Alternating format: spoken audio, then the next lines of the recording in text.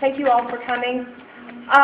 When I was asked to speak, I let it be known I'm not a professional speaker, but I am very passionate about this. I do have a lung thing, so I'm going to probably be breathy. That's not nerves, that's just breath. But anyway, if you'll bear with me. You talked about, Donna Lou, the negativity of getting behind projects, and I'm one of those. March Against Monsanto. I actually called one of the organic farmers and asked him if he would like to speak at our event coming up October 12th. And he said, no, I don't get behind anything that's negative. Well, I can understand that from one perspective, but really, if most people knew what is reality, we would all be up in arms. The biotechnology, if you don't know who Monsanto is, how many of you know about Monsanto? Oh, close to everybody. Okay, so you know that they go back a long way. And they started out as a chemical company. They're responsible for Agent Orange in Vietnam and exfoliating the plants. But what they didn't plan on was that it would bring a lot of disease to the people there and birth defects.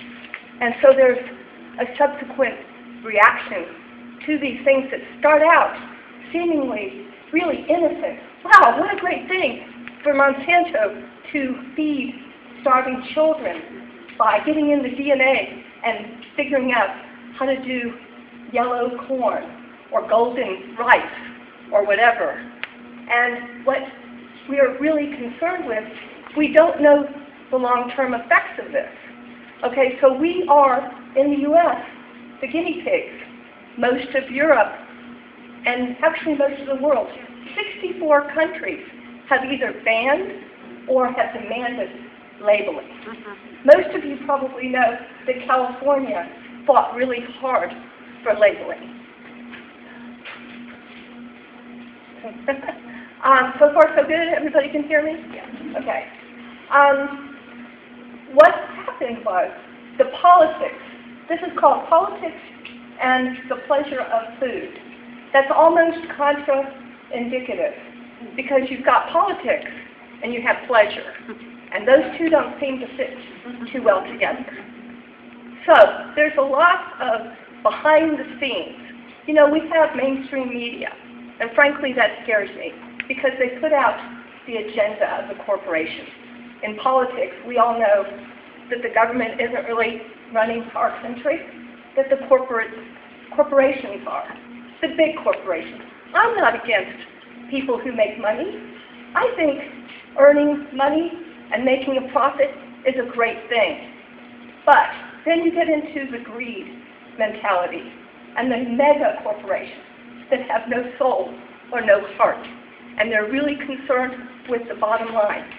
One of the things I look at when I try to buy from a company is, are they traded on the stock exchange? Do they have shareholders? Because actually, if it's traded, not always, but largely, the fiduciary obligation is to make a profit and to the stockholders. And the second, then, might be to the people. But if they have to make a choice, they will go to profit over and above safety. And also, if I go over, just let me know, because I can talk for a long time.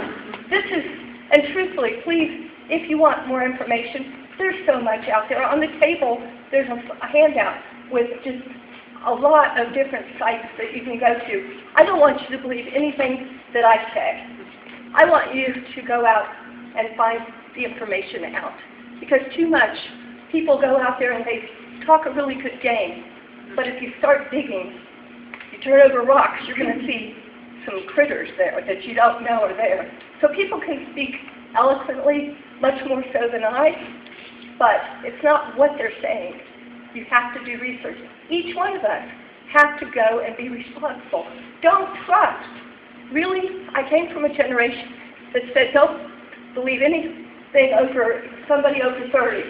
We always, we sometimes forget. We're so busy that we hand over to other people to make decisions for us. I have family members, they don't want to get involved in politics. I'm like, what? When you abdicate, you give your power away. So we must get involved. The top biotechnology companies are Monsanto, DuPont, Syngenta, and Bayer. Syngenta is a subsidiary of the parent company AstraZeneca and Novartis. Does that sound familiar to anybody? Those are pharmaceutical companies. We have chemical companies and pharmaceutical companies that are buying up seeds. They're making it illegal in some places for the farmers to be able to harvest their own seeds.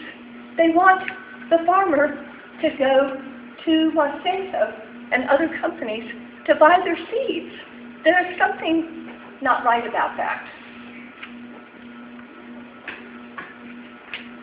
GMO soybeans are altered to enable plants to withstand weed killers, particularly Monsanto Roundup. If a bug won't eat it, why should I? And that brings me on, we're trying to do humor here. That was really a hard one for me in this topic.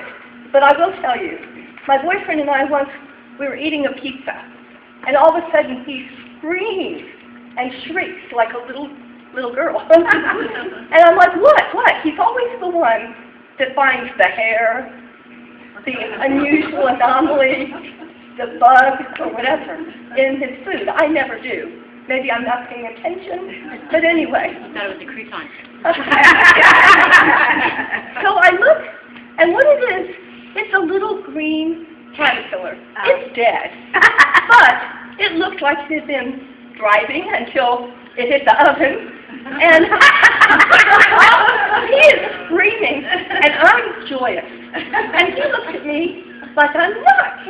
And I go, think about this. It wasn't a nail, it wasn't a piece of plastic, it wasn't a foreign object. It was a living organism. If that caterpillar was happy and thriving, that means that the vegetables were probably nutritious. And so, still will not eat Papa John.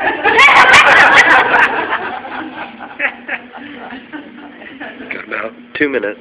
Okay, more about politics. Under current policy, the government provides large subsidies to farmers to produce grains, in particular corn and soybeans. Livestock producers use corn and soy as a base for animal feed, as they are protein-rich and fatten up the animals. They are also cheap due to government subsidies. Government subsidies. Who pays that? We do. We do. Okay.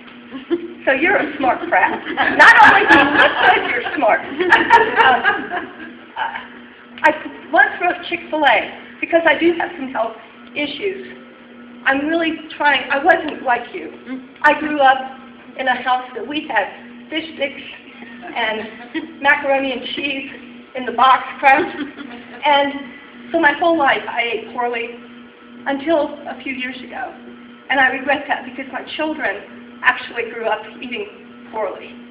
So now that I've become aware, I'm really trying to convince my 41-year-old daughter, who is a scientist, and she cannot believe the transformation. And she's like, Mom, you're just such an advocate.